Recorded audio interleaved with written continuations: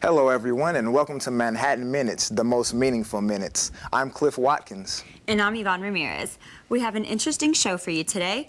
We'll tell you how Marlatt's first year as a co-ed dorm went and give you a quick look at the event schedule for this year's open house activities.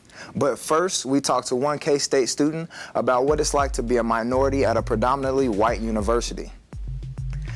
Justin Foster might feel like a small fish in a big pond since he is only one of 2,490 minority students on campus, according to the K-State website.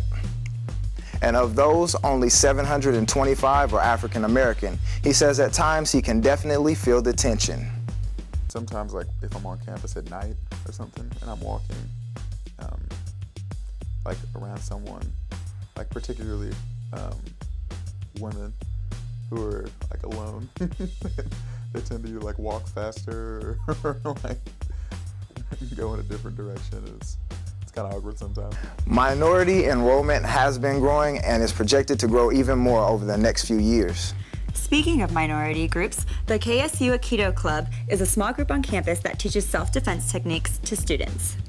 Aikido is a classical Japanese martial art based off jiu-jitsu and was developed in the early part of this century.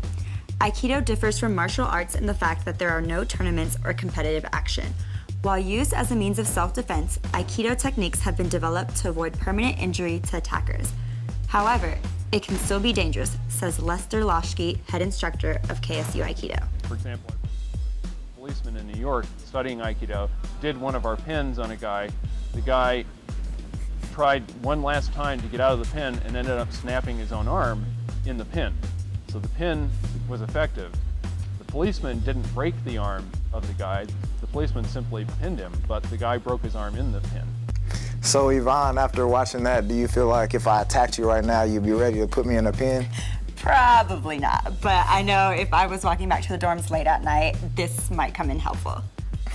Speaking of the dorms, there are now ladies walking back to Marlatt late at night since the hall went co-ed last fall after being renovated over the summer.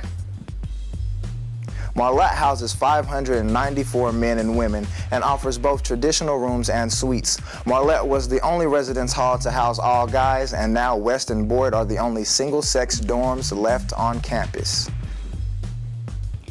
If you're curious about seeing the new renovations to Marlatt or any other dorms, Saturday would be the perfect opportunity since it is the all-university open house. Open house begins this Saturday at 9 a.m. at Bosco Student Plaza. Events include musicians Laura Wetzel and Caleb McGinn. Other organizations and entertainment include the Karate Club, Juggling Club, K-State Singers, and the K-State Band. Open house is followed by the spring football game at Bill Snyder Family Stadium. Kickoff starts at 6:10 and tickets are $5. Well, I mean, I've only been to one spring game since I've been here at K-State. It was good though because I knew I couldn't be disappointed because K-State had to win. Well, they didn't well, okay, got it. I've never been to spring game, so I didn't know it was us versus us. But I think I'll go this year just to try it out. Yeah, you should do that. Just to see what it's all about. That's all the time we have for today. Thanks for watching Manhattan Minutes.